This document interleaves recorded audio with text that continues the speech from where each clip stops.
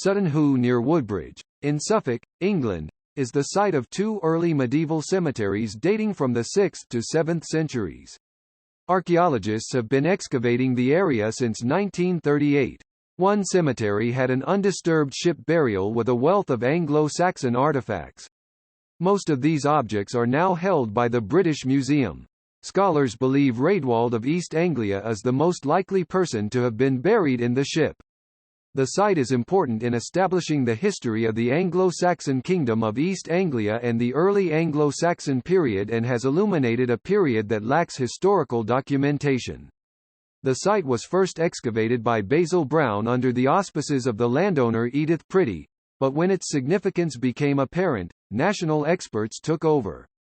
During the 1960s and 1980s, the wider area was explored by archaeologists and many other individual burials were revealed.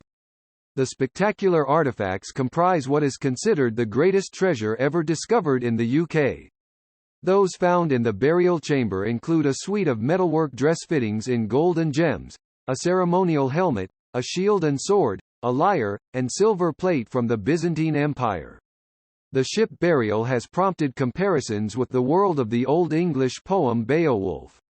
The poem is partly set in Gotaland in southern Sweden, which has archaeological parallels to some of the finds from Sutton Hoo. The cemeteries are located close to the River Deben estuary and other archaeological sites. They appear as a group of approximately 20 earthen mounds that rise slightly above the horizon of the hill spur when viewed from the opposite bank. The newer burial ground is situated on a second hill spur about 500 meters 1,600 feet upstream of the first. It was discovered and partially explored in 2000 during preliminary work for the construction of an exhibition hall for tourists.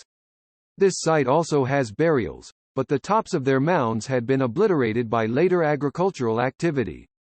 The nearby visitor center contains original artifacts, replicas of finds and a reconstruction of the ship burial chamber.